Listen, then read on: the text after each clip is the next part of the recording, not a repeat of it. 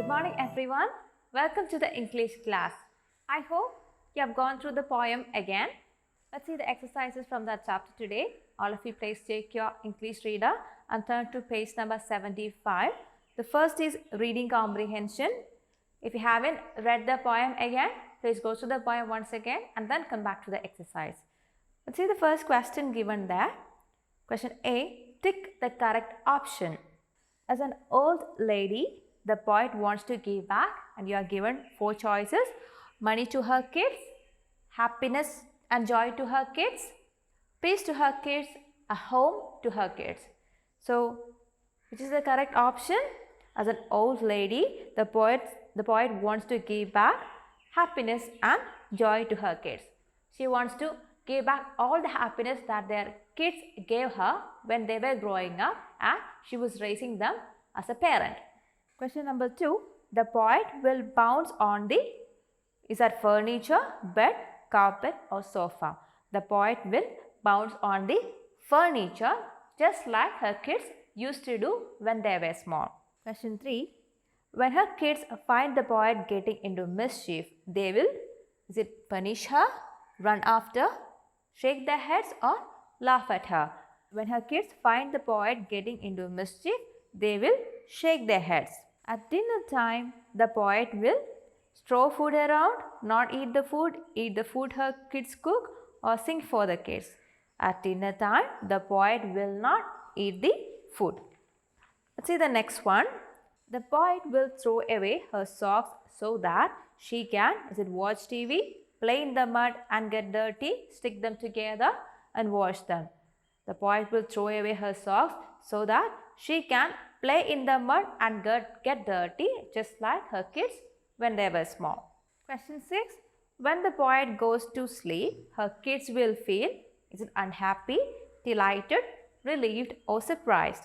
Her kids will feel relieved. Let's see the next section of exercise. Read these sentences and answer the questions that follow. Question number 1. And when they get angry. Question A. Who will be angry? Who will be angry? The kids of the poet will be angry. Question B. Why will they be angry? The kids will be angry because she will do all the naughty things that they did. Now question C. What is the poet going to do? The poet will run to save herself from her kids. Let's see question number 2. And say with a groan, she's so sweet when she's sleeping. Question A. Who is going to say this? The kids of the poet are going to say this. Question B. Who will be sleeping? The poet will be sleeping when she's an old lady. Question C. Why will they say this with a groan?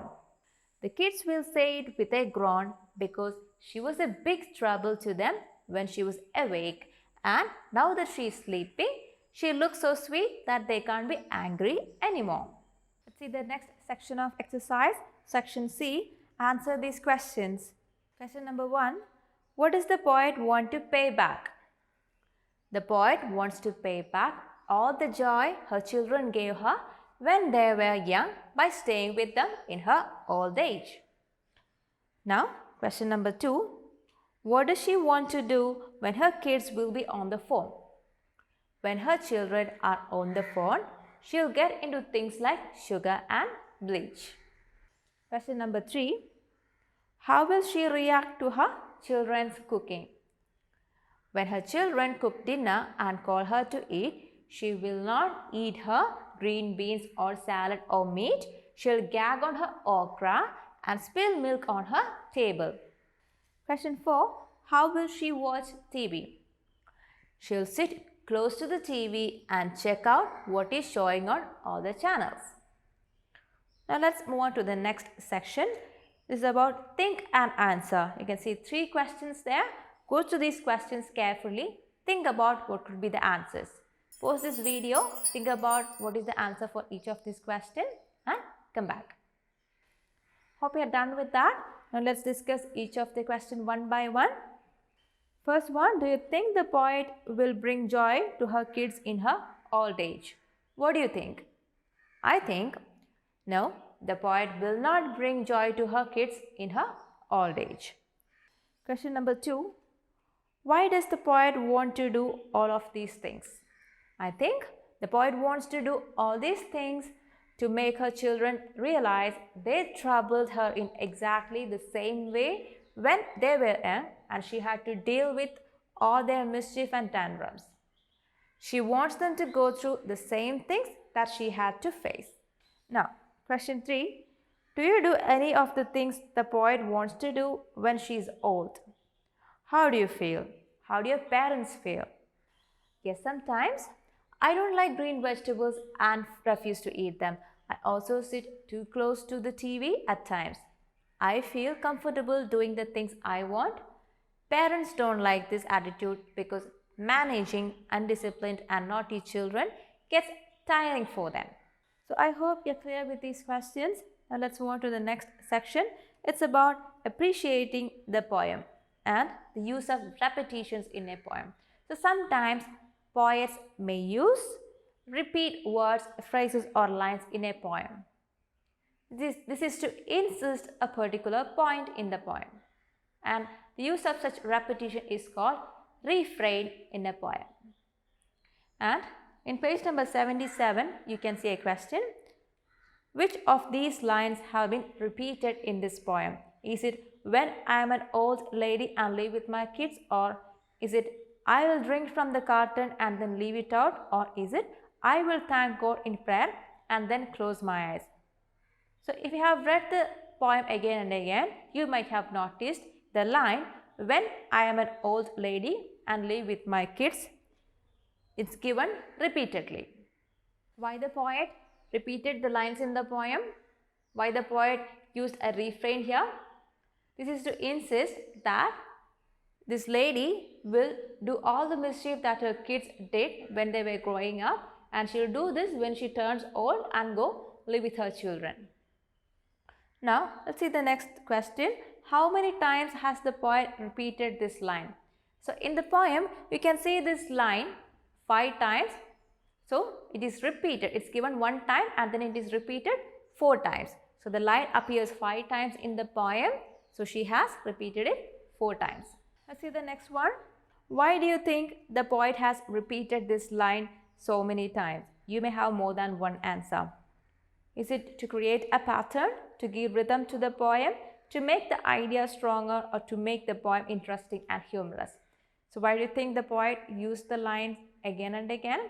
It's to make the idea stronger as well as to make the poem interesting and humorous. Next is about values and life skills. And here it explains about the need of respecting others. Let's read the question here. You may have noticed that the seats are reserved for the elderly and the differently abled in buses as well as the metro rails. Imagine that you're sitting on one of these seats that is meant for them.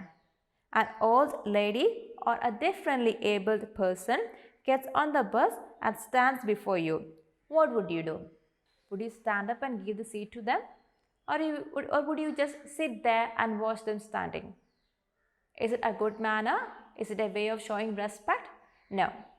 When an old person or when a differently abled person is trying to get a seat, you should get up and give them the seat. It's a way of showing respect to them. They may not be able to stand longer or travel standing. It would be very difficult for them. So as kids, you should always respect such people and show them the respect through your actions. Question number 2. Now imagine that you are still seated on that reserved seat and this time a pregnant woman boards the bus. Would you give up your seat for her? Why or why not? Would you give up? If I were in your place, I would definitely give up my seat for a pregnant woman because it's not safe for her and her baby to travel standing in a crowded bus or train. There are chances that accidents might happen and it will also be so tiring for her. So whenever you see a pregnant woman, you should always give up your seat so that she and her baby can travel safely. So that is also a way to show respect to her. Now there is one more question given there. While traveling by train, the elderly often prefer the lower beds of a train to the upper ones. Do you think this is right? Share your views in class. So you know, in a train there will be a lower berth, a middle berth and an upper berth. So the elderly people usually will prefer the lower berth. Do you think this is fair? Or would you just insist that you need the lower berth? It will be very difficult for elderly people to climb up an upper berth. And at night, they may have to wake up many times and they may have to use the toilet. So it would be very difficult for them to climb up and down if they're using the upper berth.